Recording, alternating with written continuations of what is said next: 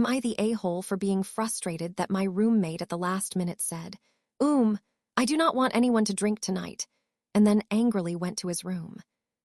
So I have a roommate who does not like alcohol much, which is fine. I am not peer pressuring him to drink or whatever. What frustrated me, though, is that he pushes his discomfort for alcohol on everyone else. Yesterday, my other roommates and I planned that we would have vodka cranberries and watch a movie. After I asked my other roommate, who would be drinking, if they would like one now, this one says, actually I have been around alcohol all day and I do not really want to smell or be around it at all. This disappointed me and frustrated me because everyone else had planned this out and were ready. It is not like we were getting blackout drunk either, just a couple of drinks and a movie. Originally, I was going to oblige, but I did say under my breath something like, well, if it bothers you, you can go to your room and vibe there.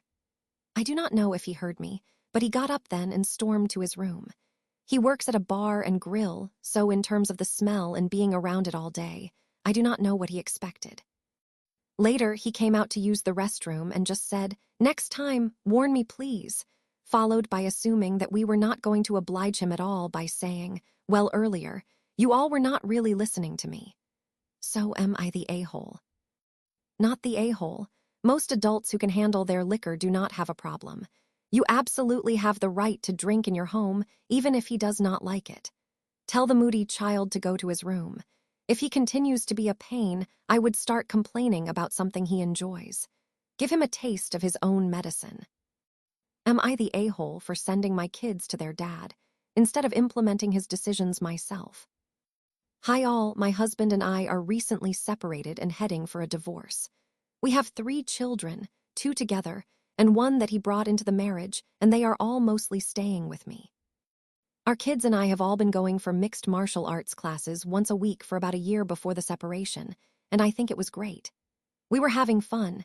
It was great bonding, great exercise, and especially for me and the girls, a great way to increase our confidence.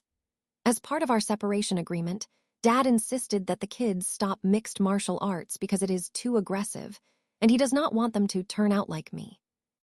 I agreed to stop taking them because there were surely bigger things at stake, and I did not feel like that should be my hill to die on. I tried to gently explain to the kids that we are not going to do mixed martial arts anymore and to pick a different activity. Still, I did not really know how to explain why without blaming their dad or without claiming something I absolutely do not believe and cannot defend. Mixed martial arts will make them aggressive, so I send them to Dad whenever they ask. And most especially our middle child on the spectrum asks about it a lot. She asks to go every single week and usually cries when I say no. Now my husband is mad at me that I keep sending the kids to him whenever they ask about going for mixed martial arts again, or about why we stopped instead of just implementing our decision. Am I the a-hole here? I am not bad-mouthing him or anything. Just when a kid asks to go, I tell them, oh, let us ask Daddy about it. Let us call him right now. Or something along those lines. Not the a-hole, not at all. You agreed because it was not a hill to die on in the big picture, but why should you have to defend an absurdity you do not really support?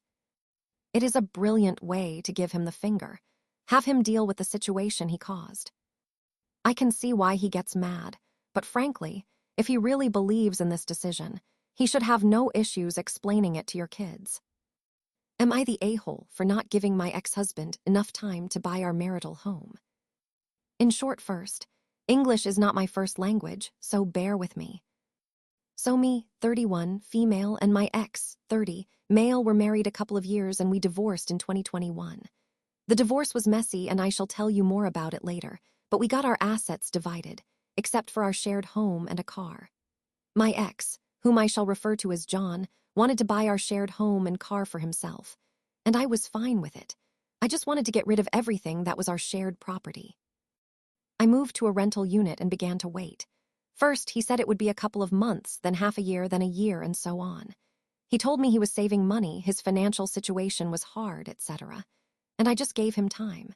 John needed to save approximately €4,600 to get the loan, and I believed that he could save that pretty quickly. But then started the waterworks, he got laid off, he was burned out, and so on. Although, through all of this, he had money to visit abroad and buy almost a brand new motorbike. Midst all this, he wanted me to pay for the house renovations, upgrades he got for the house, and he tried to get me to pay for some electrical renovations. I declined any payments because I did not benefit from the renovations. He said the house would still be sold to him at the same price, and I did not even get any rent from him staying there. I also did not pay the mortgage because he was living in the house rent-free. Now 4 years have passed and still nothing. Same songs. He lost all the money and said that was the new American president's fault and did not have anything. He needed more time. I said I have had enough and I threatened legal actions and found myself a lawyer. He tried to settle things, but no answer. Now John was mad that I made him ask for a bank loan or possibly take him from his home. Because the settlement did not work, we are going to court with this. And with that, either he buys the house and the car, or he moves and sells it all. So, am I the a-hole for only waiting 4 years, and not giving him enough time to save approximately 5,000 euros? Not the a-hole, you waited way too long. This should have been settled before the divorce was finalized. You state you have not been paying the mortgage. I sure hope he has, because if your name is on the mortgage, that affects your credit as well. He either refinances and gets your name off the mortgage and deed, or the house is sold. Am I the a-hole for choosing a wedding reception venue that my best friend wants in the future? My fiancé and I chose our wedding reception venue about 10 days ago, a country club where we know several people who are members. While I am not a member myself, they allow non-members to rent the space. A close friend of mine got married there last year and recommended it to me. My best friend and her family have been members for at least 20 years, so I thought she would be happy for me when I mentioned the venue. I shared the news with 2 of my best friends, one being her, and casually mentioned, "Hey, I found my wedding reception venue." At that time, we only placed a soft hold on the venue but did not go into specifics with them.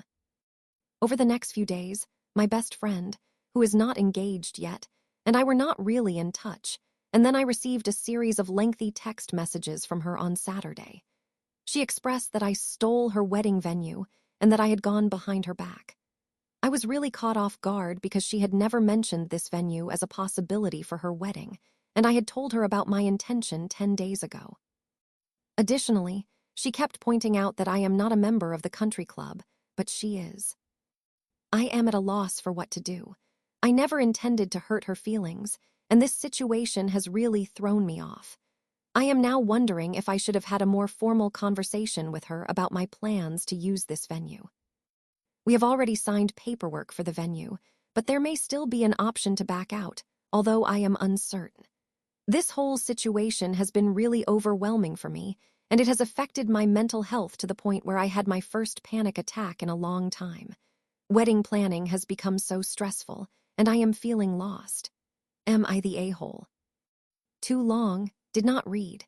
We chose a wedding reception venue, and my future maid of honor does not want us to have our reception at her country club. A close friend of mine got married there last year and recommended it to me. This is the attitude of an adult. Best friend expressed that I stole her wedding venue and that I had gone behind her back. This is the attitude of a spoiled brat who is nowhere near mature enough to get engaged, never mind married. She would probably also insist that no one else get married, pregnant, or have a celebratory event during her year, too. No one gets dibs on a venue, especially people who are not even engaged yet. Sounds like she had some sort of fantasy about getting married there, but you did not and do not owe her any explanation, nor should you change your plans because of her tantrum. Have you talked to your fiancé about this? You could try discussing this with your best friend, but the odds are she will not be happy with anything short of you changing the venue. People get crazy about their wedding fantasies. You may need to find another maid of honor, though, but you did not do anything wrong. Not the a-hole. Am I the a-hole for refusing to move beds in a hostel in the middle of the night? I was in a hostel trying to sleep on the top bunk when I heard a sound, and I guess it woke me up a little at 12:20 a.m. by the sound of the door opening. Then I see a shadow moving near my backpack. Suddenly, the silhouette of my backpack moves. I was so startled that I lunged and snatched it back, then looked down to see a guy standing there. Instead of apologizing, he immediately started loudly talking to me. "You're in my bed. I need you to get out of my bed."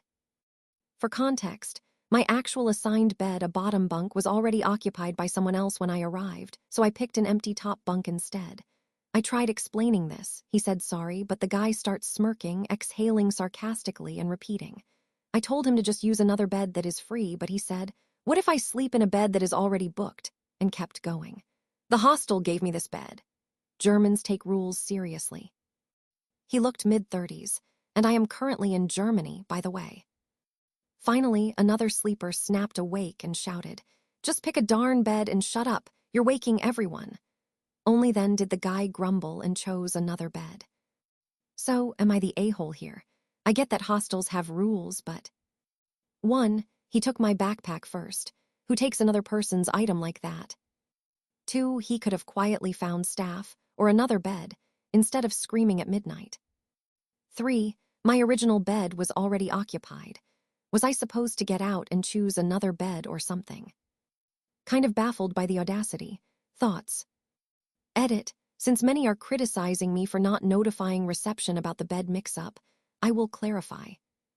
When I arrived, the person in my assigned bed was already asleep and was pretty settled in, snoring, lights off. I did not want to wake them, so I chose the empty top bunk that was fully made up with clean sheets, no personal items, clearly unused. I assumed it was free game since hostels often have spare beds.